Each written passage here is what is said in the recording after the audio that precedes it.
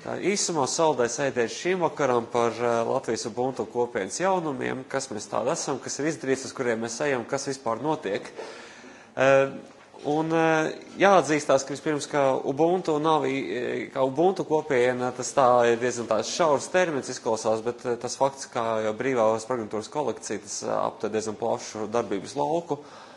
Un tad īsumā, kas un kā, būtu visiem skaidrs. Tad pirmā raksturīgā lieta, ko esmu pamanījis, ir tas, ka mēs visi kā partizāni slēpjamies, sēžam katrs savā stūrī un nevienam nesakam par to, ka mēs kaut ko darām. Atzīstamies, arī paši esam vainīgi. Īsumā es stāstīšu visu to, kas izdarīts pēdējā pusgada laikā, mēs drīzāk neviens par to neko nav dzirdējis un ir tikai parādās rezultāts. Un savā ziņā mēs gribētu to mainīt un par to būs nedaudz vēlāk. Un tad īsumā, kas apakšā zem tā visi mēs esam.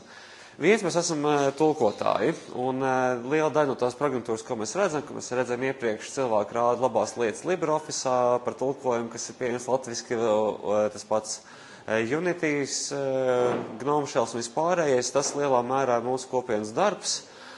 Un kaut arī viss izskatās, ka puslīdz ir, mums pietrūkst pāris lietas no jums, tiem, kas sanākuši šeit, un īsumā arī izstāstīšu, kas man no jums ir vajadzīgs, lai viss būtu lieliski un skaisti. Vēl, kas mēs esam programmētāji, un pēdējā laikā šajā ziņā, kā programmētāji, mēs neesam īpaši izcēlušies kā kopienas darbība, un šis jautājums, ko mēs domājam tuvākajā laikā adresēt. Visbeidzot, noteikti ir kaut kāda lietotāja kopiena, bet viņi ir pilnīgi decentralizēti, varbūt savā starpā 3-4 mēs satiekamies, mūsu ir 1000, bet mēs viens otru nezinām. Cerams, ka arī to mums izdosies ar laiku labot. Tātad, vispirms, kas īsti notiekās tulkošanas jautājumos, LibreOffice tulkojumi iet uz priekšu, un tur viss notiekās diezgan labi. OpenOffice zarā ir zināmas problēmas, un aizķeršanās, un precīzāk, kas ir problēma, ir tas, ka mēs īpaši vairs jaunas tulkojumus tur iebīdīt iekšā nevaram. Ja kāds no jums sastrādājas ar Oracle cilvēkiem vai Apache Foundation vai tam līdzīgas gribētu jums parunāties, bet šajā virzienā ir kādas problēmas vai nepilnības, diemžēl tur vairs neko nevar darīt, jūs gribat labāko latvisko tulkojumu, kas ir pieejams. LibreOffice ir faktiski vienīgais virziens, kurā iet.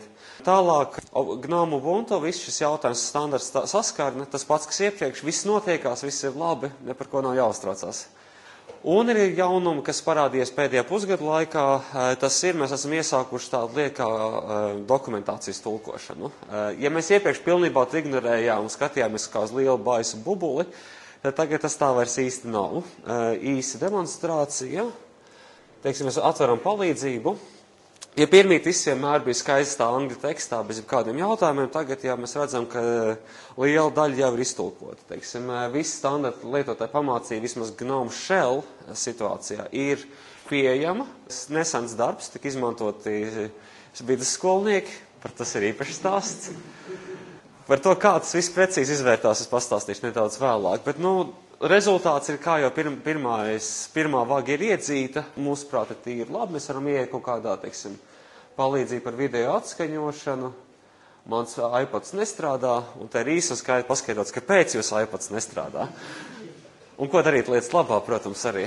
Tas, kas man patīkam pārsteidz, ka sākumā es biju nedaudz skeptisks par to, vai dokumentācija īsti ir vajadzīga vai nē, bet tagad es ieraudzīju, kāda ir palīdzība par bezvadu tīkliem, ka tur izstāstīts ir pilnīgi viss, sākot ar to, kur konfigurācijas podziņas jāsaspiež, beidzot ar to, kā jāiet iepirkties veikalā, lai dabūtu tiešām strādājošu bezvadu tīklu kārtu un visu posmu pa vidām. Es kaut ko jaunu arī iemācījos šajā laikā. Tad es sapratu, ka īstenībā šī dokumentācija ir ļoti noderīga, un ja pirms gadas nevarēja teikt, jūs nav skaidrs skatiet dokumentāciju, tagad es varu diezgan droši teikt, ka tur ir ko meklēt. Tiesa, kā pirmā pusgada darbs ir skaidrs, ka mums nav pilnīgi viss, bet mums ir, teiksim, Evolution pastāv mums nav vēl aizvien dokumentācijas, bet mums jau ir, teiksim, teksta redaktorā, mums ir faktiski, šī svarīgākā liekas ir, lai lietotājs varētu sistēmu normāli lietot, tas ir. Tas, kas mums ir zelta mērķis, ir sadabūt kārtībā LibreOffice dokumentāciju, bet tas ir ļoti liels un ambiciozs projekts, kas varbūt pagaidām pagaidīs. Ejot tālāk, kā notikās šīs dokumentācija? Ir tāda programma kā Google Coding, vai kāds par to ir dzirdējis? Ļoti daudz, mans patīkam pārsteidz. Vai kāds no jums reāli piedalās kaut kādas programmatūras veidošanā, uzturēšanā tam līdzīgi? Vai jūs zināt to, ka Google Coding pēc būtības jums ir pieejami daudz mazgadīgu, maz kvalificētu, lēts darba spēks pēc būtības? Jā, protams, jums jābūt atvērtā pirmkārt programmatūrā, citādi Google neatmaksās, bet ideja ir tāda, ka mēs piesakāmies, kad paskatāmies uz dokumentāciju un konstatējam, viņi ir milzīgi, darbs ir milzīgs. Ko mēs darām? Mēs pasakām, ko mēs gribētu dabūt vidusskolnieks, kas mums varētu palīdzēt šajā darbā. Un mēs izmantojām Leo palīdzību šeit, un viņš sazinājās ar Latvijas pedagogiem, informēja par to, ka šāda programma ir. Mēs īpaši nereklamējam, ka mums vajag tieši latviskos tulkojumus, viņi strādāt jebkurā projektā, kas viņiem patīk. Viņi gribētu kaut ko programmēt, kaut kādā vienā stūrī, rakstīt dokumentāciju, otrā tā ir viņa izvēle. Bet mēs uzdevām faktiski 20 uzdevumus, ko izdarīt. Mēs sākumā domājam, ka tas būs briesmīgi daudz, izrādījās, ka viņi to visu apēda ļoti īsā laikā un pēdējās 3 nedēļas nekas nenotikās, tāpēc mums vairs nebija ko dot viņiem.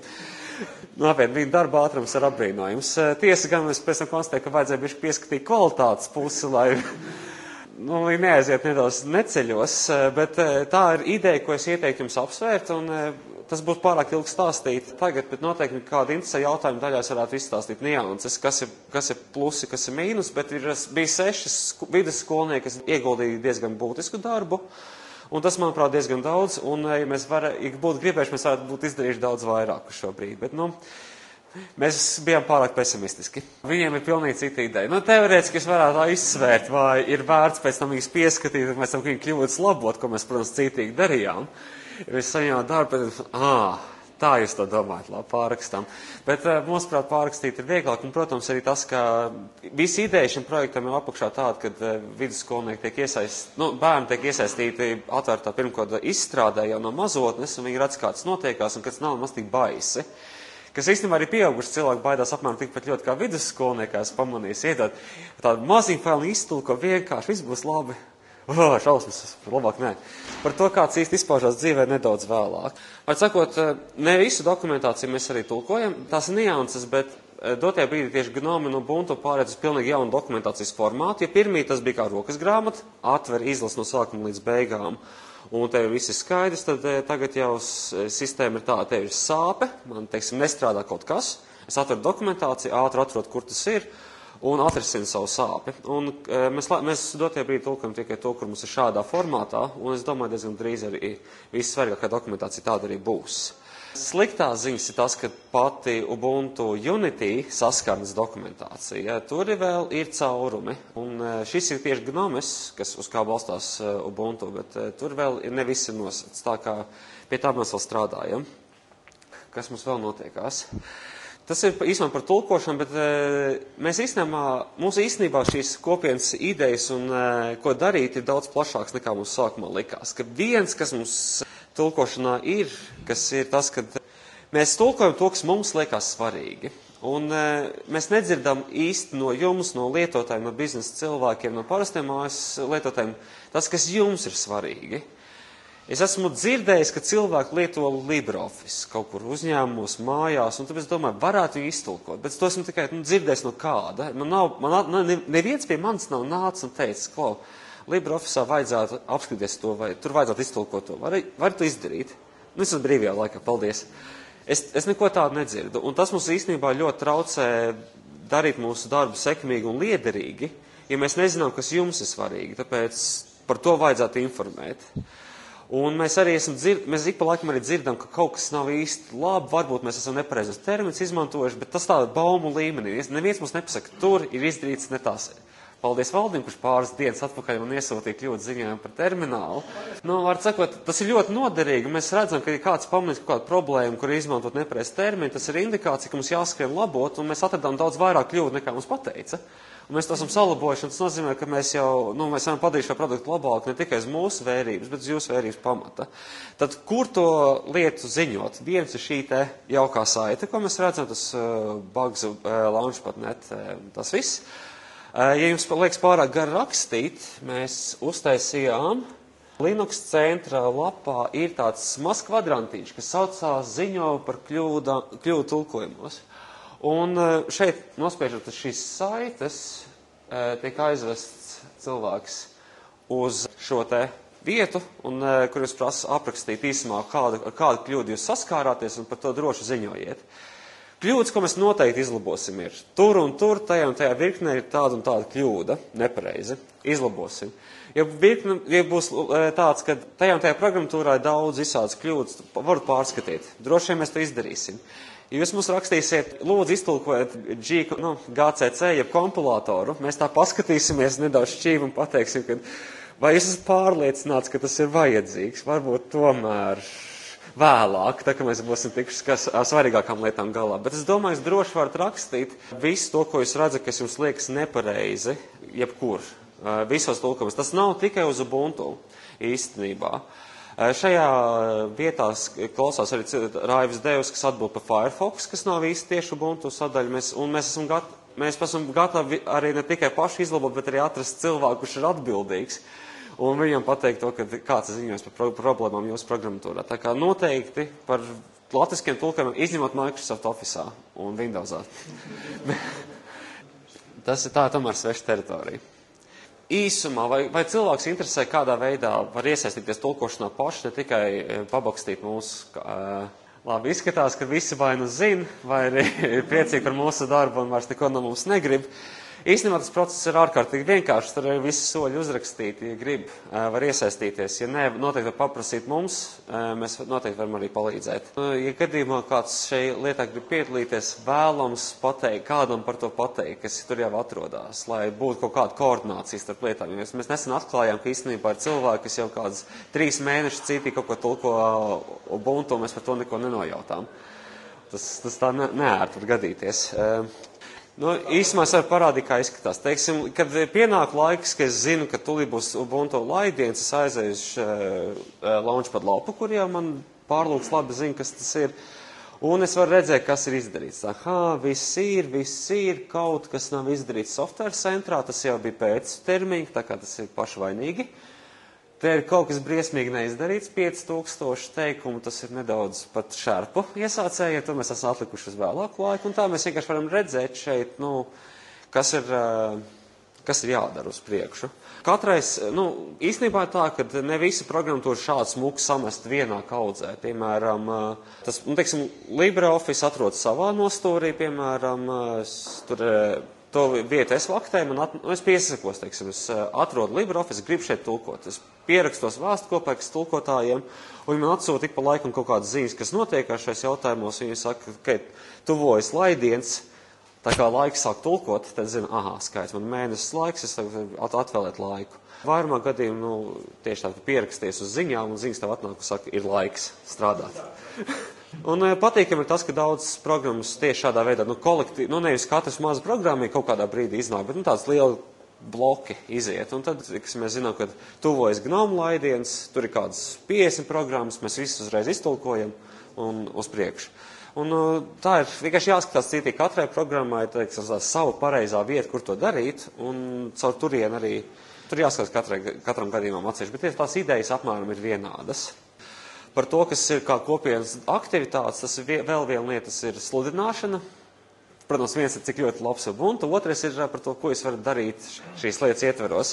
Šajā gadījumā piemēram, 2, ko esmu uzrakstījis kā piemērus, tie ir naudas pelnīšanas pasākumi, kur ir daudz vienkāršāk cilvēks piesaistīts, un gribas naudu, te ir iespēja.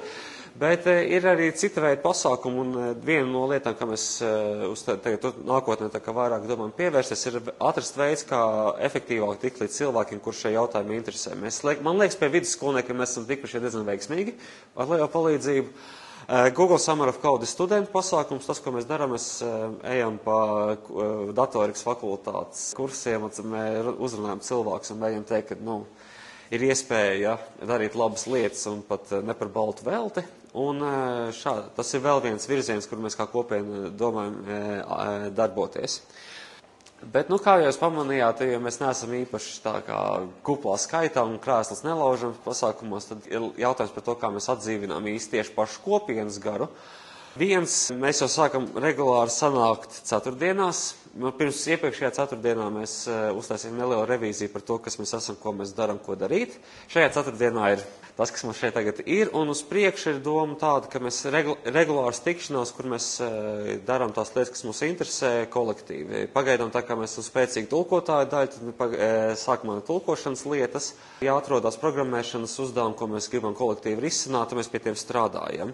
Tā kā 2 jau no mums ir tikuši tie Google Summer of Code iekšā, un mums abiem ir jāprogrammē tāda lieta kā GTK, tad mums būs vismaz vairāk lekciju cikls par to, kā programmēt GTK. Ja ir interesanti, ka mēs tiksim skaidri jau par laikiem, mēs izziņosim. Es pieņemu, ka caur izziņošanas lietas notiksies caur Linux centru lapu, tā kā tas ir mūsu tā kā galvenais informācijas izplatīšanas avots. Vēl viens, kas mums ir nākamais uzdevums, ir atrast mums cilvēks, kas domā līdzīgi mums un gatavo piedalīties. Izrādās, ka daudziem cilvēkiem patīk atvērties pieejam, kāds ir gatavo kaut ko darīt, bet pirms viņiem esmu par to sācis runāt, viņiem nav bijis ne jausmas, ka kaut kas notiekās. Tas arī jālabo. Tā kā tas ir mūsu tā kā nākamais uzdevums. Trešā lieta, kas ir tā sadarbība ar visādām organizācijām, kur mērķi mums līdzīgi. LAT ir tā kā ļoti acīmredzama mums radniecīga organizācija, kas ir spējīgi finansēt mūsu gan informatīvi, gan finansiāli dažādu šādu pasākumu rīkošanā, kā piemēram šis. Ja mēs gadījumā domātu uztaisīt kaut kādu, ka apakšā varam redzēt visādu tulkošanas kļūdu programmēšanas festus, kas ir, kopīgi sanākam pie dzeramā, cepumiņiem un kā tam līdzīgi darām kādas foršas lietas, kas mums viss interesē un kas arī ir liederīgas, tad šis ir brīdis, ka mēs varam piesaistīt arī šādas organizācijas klāt. Pirātu partija varbūt tā varētu pacelt uzacis, bet jautājums par to, ka autortiesību likumiem tomēr arī mums sāpina, ka īsti tieši kāds darbojas ar pieejamām licencēm, ceļš atvērtā koda. Mūsuprāt, neliels iespējams bardaks šajā likumdošanas jautājumā, tas arī ir, tāpēc mums jāmeklē iespējas organizācijas, kurām arī ir līdzīgas sāpes. Neredzīgo biedrība ir kaut kas tāds, ar ko es jau sen gribēju sazināties par to, ka mums ir pieejamības rīki, kuri paredzēti cilvēkiem ar redzes traucējumiem, bet mēs nevaram īsti pārbaudīt dzīvē, jo mums nav šāda redzes traucējuma. Un, lai mēs varētu padarīt mēs viens varam kaut ko iztulkot un padarīt, bet tā ir jēga tikai tad, ja mēs esam pārliecinājušies, ka šīm lietotāju grupām tas tiešām der. Tā ir diezgan uzkrītoša lietotāju grupa, bet jebkuras lietotāju grupas, kas ir specifisks, kas nav vienkārši kaut kādi parastie lietotāji tantīs, ko mēs pazīstam, vai programmētāji, kas mēs paši arī esam bieži, tad mums šādām organizācijām jāveic sadarbība. Un visbeidzot, vai kāds no jums šeit saprot latgaļu valodu? Šajā pusē notiek kaut kādi mēģinājumi tikt uz priekšu. Es labprāt palīdzētu, bet es pieņemu, ka kā tikko es uzrakstīju pirmos 3 teikumus, tad man apzākāt par valodas nicināšanu. Tāpēc tas tā lieta vienkārši, kur mēs nevaram palīdzēt paši savā nostarī, ir jāveic sadarbība, un tas ir arī viens no mūsu mērķiem. Kā es jau pieminēju, vēl viens ir šādu visādu, pusdienas vai dienas pasākumu rīkošana, ko mēs darījām arī iepriekš, teiksim. Pirms iepriekšējo Ubuntu laidienu mēs saorganizējamies kā 5 tulkotāji, šajā gadījumā caur internetu, nevis tiešajā dzīvē, un pavadījām faktiski visu dienu kolektīvi tulkojot, un tas nav vienkārši katrs sēž savā stūrītī un klusi kaut ko tur bakstās. Tas ir, kad notiek saziņa par to, kā labāk darīt to, jo tulkošana nav tik vienkārši to pavadīt, sēdēt pusstundu, meklēt atbildes uz jautājumiem, kas īstenībā, ko citi zina jau uzreiz, nodaļa pieredzes. Un tas ir šādā veidā mēs varam veicināt gan kopienas veidošanas, ir kopīgi tusēšana, strādāšana, gan arī tas, ka efektīvāks darbs no tā, kad mēs kopīgi izmantojam mūsu zināšanas. Un visbeidzot arī apmācības, tas ir tajā ziņā, kad atnāk cilvēks un pastāst par to lietu, ko viņš māk, teiksim, varētu noteikti izstāstīt par to, kā efektīvāk tulkot, kā izmantot visādas labas tulkošanas rīkus, kas atvieglo dzīvi. Es noteikti Pēters var pastāstīt, kā programmēt dažādās jaukās vidēs. Mēs esam to darījuši arī iepriekš, bet uz kaut kādu brīdi šie pasākumi ir aprimuši, un tuvākajā laikā, tuvākajos mēnešos mēs domājam to atsākt pēc pilnas programmas atpakaļ, jo tā bija laba lieta, kur pazuda tāpēc, ka mēs neaicinājām īpaši daudz jaunus cilvēkus mūsu kopienā, mēs negājām pēc studentiem teikt, piedalieties, un tā, kad cilvēki pazūd kaut kādā Anglijā par projektu vadītāju, tas samazina viņu iespējas būt uz vietas un vadīt kursus. Tāpēc šajā gadījumā mēs uzskatām, ka mēs vēl esam dzīvi, mēs domājam attīstīties, un mums visi iemesli ticēja, ka viss būs labi un viss strādās. Kaut jau tāpēc vien, ka tas ir strādājis līdz šim, kaut jau netika publiskā veidā, kā mēs uz to plānojam darīt uz priekšu nākotnē. Tā, tas ir īsumā oficiālā daļa, ko es gribēju pastāstīt, vai kādi jautājumi par kopienas lietām kopumā? Labi.